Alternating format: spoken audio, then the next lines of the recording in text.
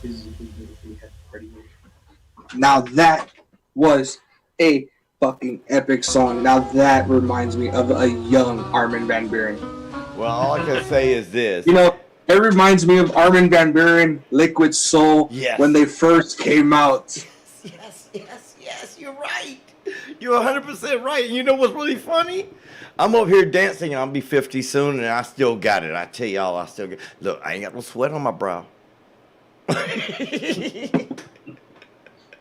Now, Max, like I was saying earlier, we could come up with a whole new segment for our show on a different day to where it's promoting DJs like yourself and me, to where we can actually play live on the network and get radio time on our network, because we do have viewers that listen to us on FM and AM radio along with other streaming sites. That's right. I think he's getting his cup of coffee. Oh, yeah. Yes, it's 2 a.m. for me, so it's time to listen to tracks like Rebirth, right? Usually it's when it starts to get a little bit hot in the clubs, when people are, ready to really dance, and when you can really play that kind of music. But why not? Let's talk about it and see if we could arrange something. Oh, we can arrange it. That's not a problem with us. We can arrange anything with trust me.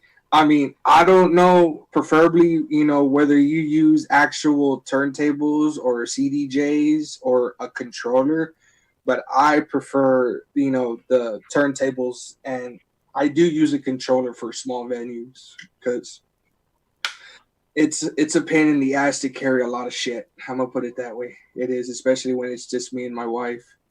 Yes, I am using an RZX from Pioneer, so it's a controller, but let's say it's very close to the CDJ. By the way, it's the closest controller to the CDJs.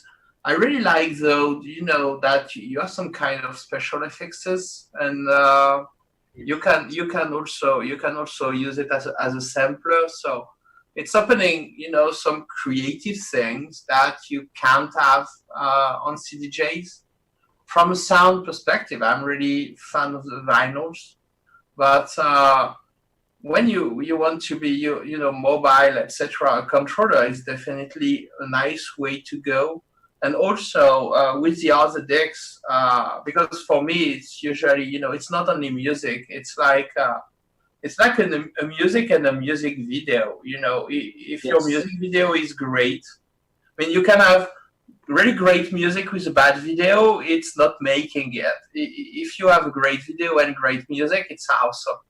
And for me, it's, a performance is really a show. So it's mainly about music, but in the meantime, it's also about lights, special effects, lasers, all that kind of thing. So, when you used to play in venues, Max, what were they? Were they just like the par lights that the clubs would have, or anything like that? The disco. So I will tell you a funny story. I made most of my career in IT, and actually I started coding at 6 when I was 6, and just for the story, I hold 2 patents in the US for algorithms that I have invented. So I'm more a scientist. And when I was like 14, 15, that's when I started to DJ. It was all about the lights for me. So I coded a software that was managing my lights and syncing them with the music.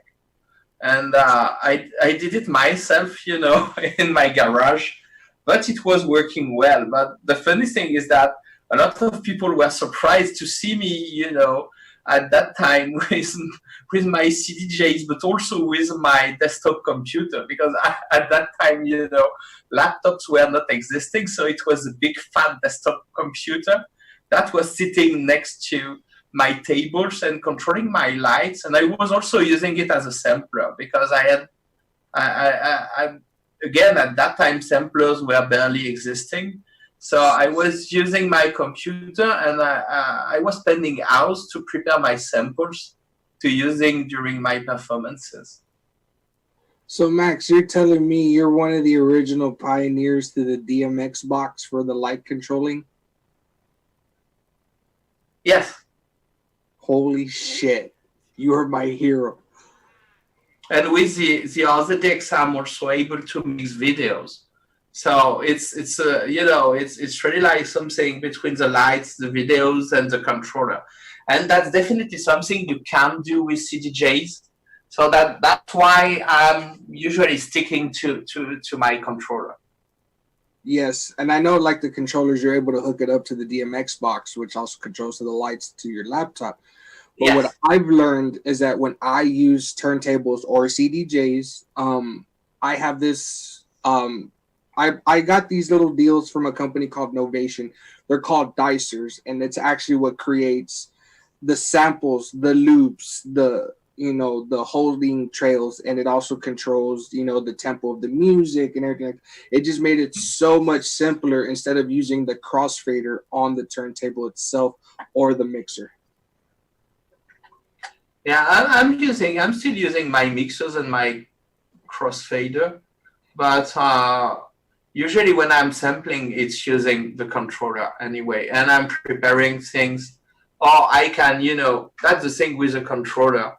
You can also leverage all the special effects like the vinyl break, that kind of things, to make some fancy transitions. Yes. And not just mix as adjusting the tempo and just moving from one song to another.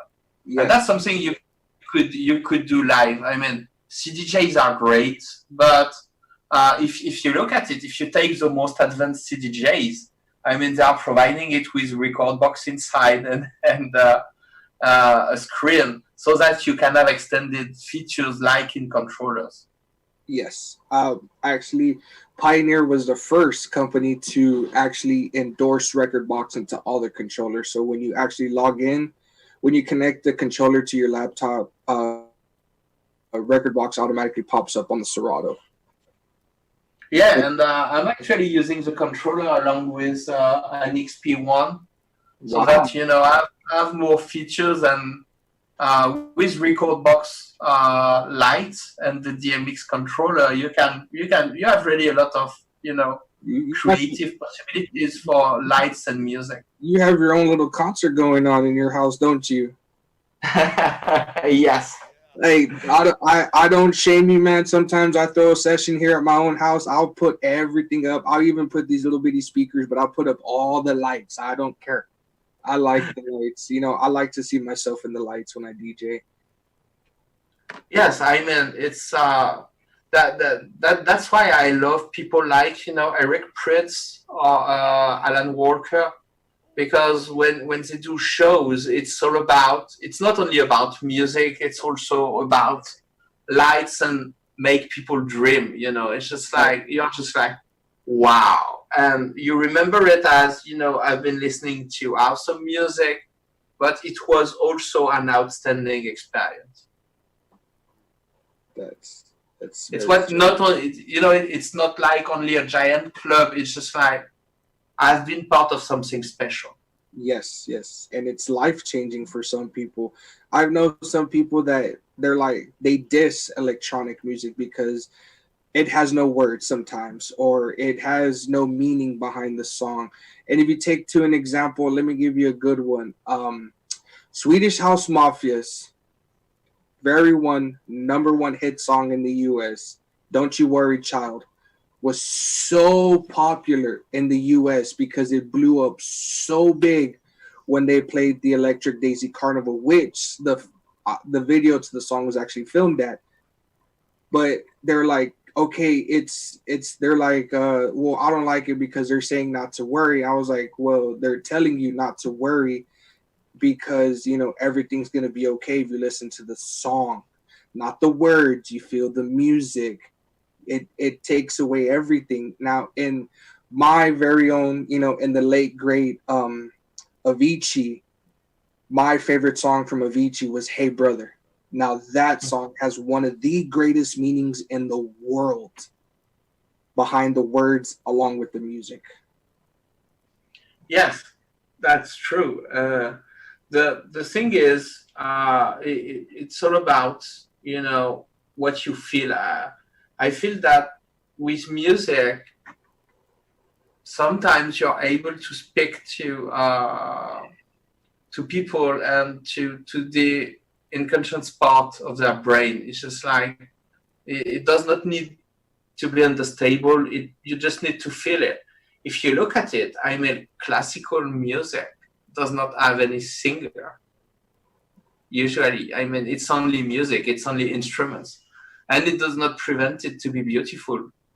And that's, let's say, one of the origin of the actual music.